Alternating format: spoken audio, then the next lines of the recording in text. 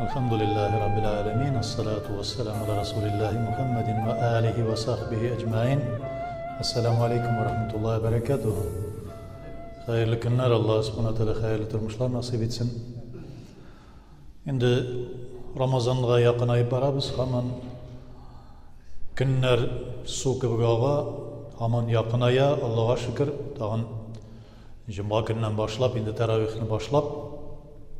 Şembe günden Allah tilese inşallah nasip etse Urazağa da kiremiz, birinci Urazağa. Urazanın biz bilebizin farzları, sünnetleri var, mekruhları, müfsitleri var. Farzları olda bulsa niyetlev gerek. Eğer de biz seherini durup başlayız iken niyetlegen gibi bulayın. Niyet til bilen de bula, şulay yok niyet gönülden de bula. Lakin seherini aşağı da niyet beraberinden bula. Eğer de bir kişi seherini durup başladıysa o niyet bulup sanala. Çünkü biz başka vakitte seherde olay aşamıyoruz. Eğer eğer de niyetlenmişe kalgan bulsa ile namazı jitkenşe bir saat kala niyetlerge bula.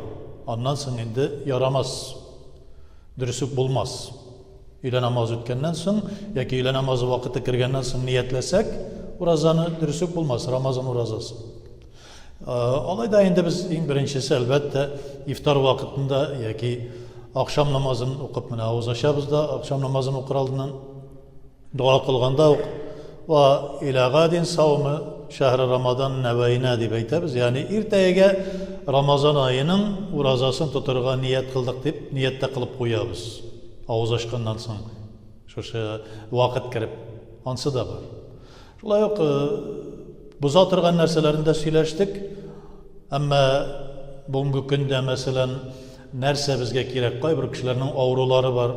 Şunu bilirge teyişli. Avru var iken mesela eğer de kişi beterlik derecedeki avru iken o vakitte urazanı tirilgeç tuturga kerek. Kişim jitedi bilesin iken senin tabiplar yani vraçlar seni davalay turganlar tuturga ruhsat iteler iken özüne qara deb ayteler iken bulur.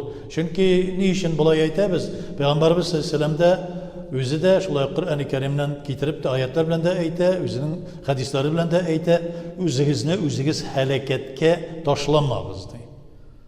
Selametliğinizge ziyan getirmeyiz dey. Bir gerek de bu uraza meselesinde.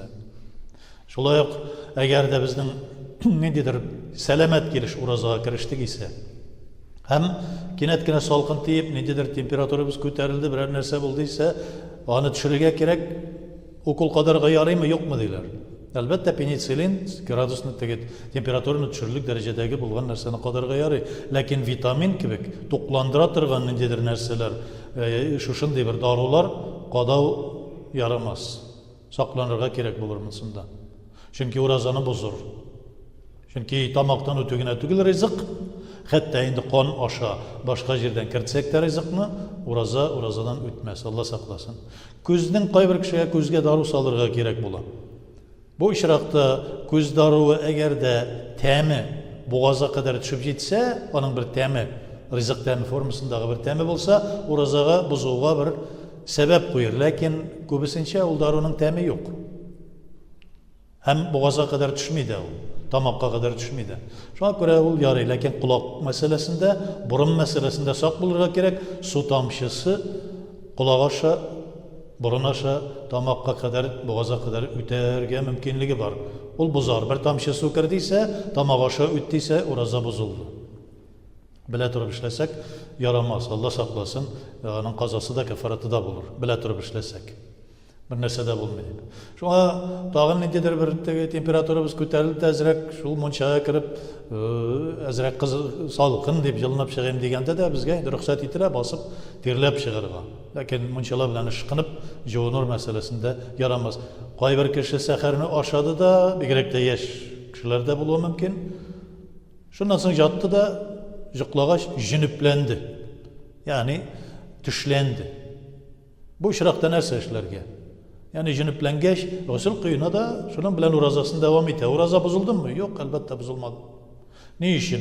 Nindi jünüplükün, nindi işrağında bozula? Eğer de sen üst katının ya ki başka katın kızga karab dertlendin ise hem dertlengendensin senin. Jünüplendin ise mesela senden urluk çıktı ise. O vakitte dertlenip şuşlay qarab, bile turup, yaramağanını bile turup mesela şuşlay üsatına yakınırak gelip degi. Nedir bir münasebetke kirmişe de dertlenir dereceye gittin ise o vakitte elbette saklanırga gerek, Allah saklasın bu meselelerde. Hem teravih meselesine münakile biz indi birinci teravih Allah'ın rahmeti başlanganda şulay kütüp alabız birinci teravih bilen nurlandırıp jiberemiz Ramazan'ı. Teravih nersege bulay cemaat bilen okula Peygamberimiz sallallahu aleyhi ve sellem vakitinde okulmagan degen kişiler de var. Muhammed sallallahu aleyhi ve sellem bazı vakitte, kay bir vakitte okugan, kay bir vakitte okumagan. Ni için? Farz deyip anlamasınlar için. Lakin sen vafat bulgandan soň ya Rasulullah nişik bizge barırgasın, nişik yaşargasın degende benim sünnetim boyunca hem 4 halifemnin sünneti boyunca yaşagız deyip. Peygamberimiz sallallahu aleyhi ve sellem vafatından soň Ömer ibn Hattab radıyallahu anh zamanı kelgeç, emiril müminin bulgaç, halife bulgaç, şu sahabeler bilen kelişip cemaat meşitlerde okurga gerek. Meşitte sünnet müekkede bolsun idi bu deyim. Yani qat'i revişteki Peygamberimiz sallallahu aleyhi ve sellem'nin belgilegen derecesindeki sünneti. Şunu bütün sahabeler bir tavuştan birge kelişip, icma kılıp kabul ettiler. Birisi bir karşı çıkmıyor. Yani o vakitte Ömer ibn Hattab'da 20 rakaat yetirip okurga deyip belgili. Çünkü Peygamberimiz sallallahu aleyhi ve sellem her daim 20 rakaat okudu deyip. 8 rakaat bitip Ümmü Gayşe'den şu şeyki sahihayinde keletirgan, sahih Bukhari bilen sahih Müslim'de keletirgan hadisini getirip mataşuşular var. Ama ol ondağı hadisinin teheccüd namazı turundağı eytkenligine ezrek işine kirip anlayalmıyorlar. Çünkü o salle ol okudu fi Ramazan ve gayri Ramazan Ramazan ayında hem Ramazan'dan dış bulgan aylarda da 8 rakaat 8 rakaat sonra salle vitr. Ondan sonra 11 rakaat yetirip 3 rakaat vitrini okup koya idi di. Ümmü Gayşe radıyallahu teala anha. Hanefi mezhebinde, Şafii mezhebinde, Hanbeli mezhebinde, Maliki mezhebinde bu hüküm teheccüd meselesinde eğitildi deyip bütün 4 mezhepte bunu eğitti. 20 rakaat bütün 4 mezhepte de keler. Hatta indi şu bugünkü gündeki mezheplerge karşı kelişi kişilerinin de onların bir kitapları var. Seyyid Sabik degen bir kişinin Fiqh Sunnu degen kitabında da şu meseleni eğitiledi ama esahti. Sahihrak 20 rakaat deyip getire. 8 rakaat meselesinde eğitildi. Qiyamul leyl tüngü namaz deyip de esah 20 indi. 20 rakaat deyip esah deyip keler.